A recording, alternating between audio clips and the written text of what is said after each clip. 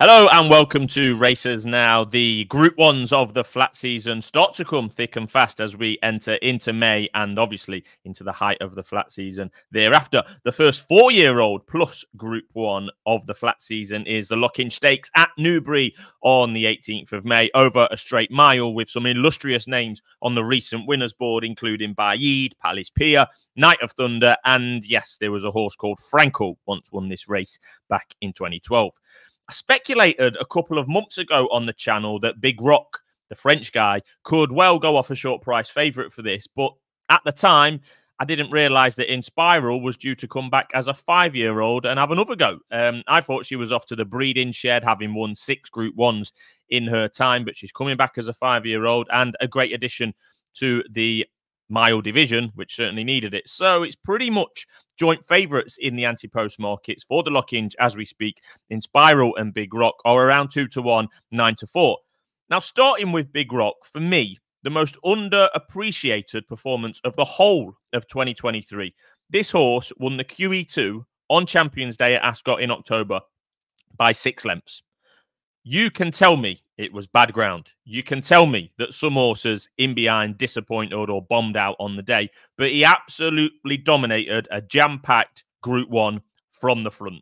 Factor Cheval was 6 lengths back and second that day. He has since won a Group 1 at Meydan a couple of months ago. Tahira, she ran her race. She had no excuses and she was smashed into third by over 6 lengths. Nashwa, a multiple Group 1 winner, was 25 lengths away. And that's even before we mentioned Paddington and Cheltenham, who clearly bombed out on the day. But we didn't know that beforehand, did we? Big Rock didn't know that Cheltenham and Paddington were running stinkers as he was 6 lengths clear entering the final furlong. A massive, massive performance and fair play to him. Now, Big Rock has to have some sort of soft in the description, which he might not get at Newbury in the middle of May. So he's certainly not an anti-post prospect at this stage. Inspiral, on the other hand, like I say, is back for more as a 5-year-old, a much needed, not addition, but a much needed mainstay really in the older miler division, which, you know, a couple of months ago before the flat season was getting started, looked pretty bleak, to be fair. It's hard to deny her, let's be honest. She's won 3 Group 1s on the bounce on her last 3 starts in 3 different countries, on ground ranging from good to soft to firm over at the Breeders' Cup. One of those wins was beating Big Rock in the Jacques Lemarrois in August at Deauville, and that's not even including 2 Group 1s she won in 2022. But, Inspiral, I just can't get out of my head the few maybe 2 or 3 stinkers she's produced in her time. She was beaten at 1-7 in the 2022 Falmouth Stakes at Newmarket. No way near winning the Sussex Stakes last year, last of 5, albeit that was on very, very bad ground. And this will be her 4th year in training, and she's never actually started her season earlier than June the 17th. So she's going to be starting her season for the first time in her life about a month earlier than she's used to. We hear trainers often speaking about fillies and mares in terms of they need a little bit of sun on their back. Gosden might say that. We heard, last year Dermot Weld was saying similar as well. So it's half a surprise that she's never actually ran in this race, the Lockinge Stakes. She's an out-and-out miler. And, the programme book takes care of itself, really. Lockinge, Queen Anne, Sussex, etc. So the fact that Inspiral has never been in the Newbury, this race at Newbury. I think she was an intended runner last year, came out at about the 5-day stage. I think I could see that happening again this year, to be honest. So it's got to be a factor now that she is getting older, and John and Thady Gosden are definitely slow starters when it comes to the flat season, including this year, very much this year. Their horses have been way off at the start of this year, clearly needing their run. But who could blame them? The season, the Group 1s don't really get going until, they're definitely not in April. They're not having horses peak in April. But I'd be surprised if she's in top form for Newbury on May the 18th, in my opinion. That's if she runs at all. If the race was today, this afternoon, on genuinely good ground or slower, I'd be backing Big Rock at the prices available. He is 9-4. For sure, that's where my money would go in. But you can't be sure that either of them will run. Never mind both. Both of them might not run. It would be a shame if that was the case. But it's certainly a possibility. Not maybe an odds against shot. But yeah, you could see at least 1 or maybe 2 not running. So as a result, there must be an each way angle somewhere. Well, that's what I was thinking. Charin is in here at 12-1. For Roger Varian, we've got Nostrum at 14 to 1, Pokerface 16, and Lord North 20 to 1. All of those 4 horses are entered to run at Sandown this Friday in a Group 2, a mile race around a bend there at Sandown. So that, of course, could and probably will have a big bearing on the anti-post markets for this Lockinge.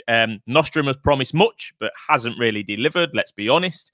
He's likely to go off favourite for that race at Sandown. He often goes off favourite. He often gets beat. Sharon has been consistent in Group 1 races without actually winning last year.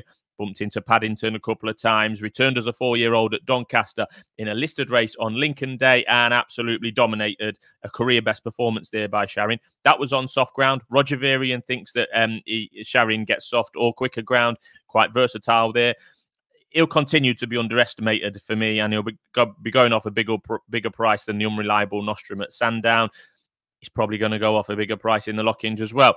The Lockinge is very much in his plans, and I think he's better over a straight mile rather than one with a bend. He's a definite Lockinge player, this Sharon, on the basis that he wins or goes close at Sandown on Friday. But it is odd to be tipping horses anti-post for a race that's in 3 weeks when they actually run this Friday, and anything could happen and we could be made to look silly. Not for the first time anti-post on this channel. The Gosdens have got entries coming out their ears for this race for the Lockinge. There's currently 21 total in there, and the Gosdens have got 4 or 5, as well as Inspiral, the favourite. They've got Nashua, who's 10 to 1, but has never really looked like winning a big race against the boys. They've got Laurel, remember her. She went off 100 to 30 for the Lockinge in 2023. Last year, finished 10th of 12, was pretty awful and not seen since. So even if she does run in this year's Lockinge, she'll have to be coming off a break of, a year. Lord North is also entered at Sandown this week, as mentioned, but hasn't ran over a mile of any description since 2019. The Lockinge surely isn't the race for him. A mile on a straight track, I don't think, is Lord North bag. Then you've also got Audience for the Gosdens, who is a massive price at the moment, 50 to 1-ish, but half interesting, actually. And it's a big if he stays a mile. He's been doing all of his best work over 7 furlongs, some nice form last year in and around Kinross. Maybe not bringing the house on fire with his actual form, but he is an interesting runner, that Audience, if turning up. I've got no idea if he's due to run or not. So the search for an each-way bet is based on one or either both of the market leaders not turning up. And even if they do turn up, they will have question marks over them. Inspiral, due to the time of year. Big Rock, due to the ground. So I have landed on High Royal, who is a massive price of 66 to 1 at the moment. I think he wants a straight mile, and he is crying out to get back on nice ground. Good to firm ground, I think, is what he wants. I think he's better on a straight mile as well. His last 3 starts in 2023 for High Royal were all on soft ground, and he was pouring all of them. That's why he's 66 to 1 for a race like this. But before that, he was second in the English 2,000 guineas at Newmarket and third in the Irish 2,000 guineas at the Curragh. That was about a year ago. The Newmarket Guineas form from last year was pretty awful. I'll admit that, but he still finished second in the Guineas. Let's have it right. But we are dealing with a 66 to 1 shot. So, we're getting compensated in the price. Of course, there's going to be holes in the form of horses that are 66 to 1. He raced at Newmarket at the Craven meeting, this High Royal, over 9 furlongs, and that's probably too far for him, to be honest. Let's remember, he is a son of Kodiak. That was a couple of weeks ago. That should hopefully see him fit and ready to go for the Lockinge. I'm not 100% sure if he's an intended runner, but I can't see many other options for High Royal, to be honest. He's an out-and-out miler. He's hopefully going to get nice ground. He should really be looking at the Lockinge, in my opinion. And if you take the top 2 out of the market, High Royal is right up there amongst the other ones that are left in, really. And there's a load in here that might not run. 21 are entered as we speak. As I mentioned, that could easily be 10 or less on the day. Maldoom, Laurel, Royal Scotsman, all talented horses on their day, but they're just 3 horses that are coming off a massive break. They've been off the track ages, all of those guys. And there's others that, might not run as well. Nashua, I think, probably wants further than a mile. Lord North, etc., as I've already mentioned. So I think there's a lot in here that might not run. High Royal, in my opinion, should be running. And away from the top 2 in the market, he is right up there on ratings. Hopefully, he can pick up some each-way money. A nod must go at this stage to Charin, who I've mentioned a couple of times. I think he is decent. I think he is underestimated and will continue to be underestimated, but he does run this week. So let's see what happens there. He's around 12 to 1.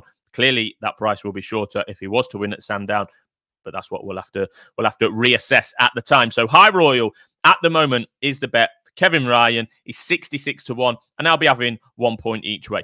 As usual, all the top Group 1 races on Racers Now are previewed here, and we'll be back Thursday with SD. I think he'll be on his way back from Perth. And last week we put up a few winners, so hopefully we can continue to do the same. Thanks for tuning in.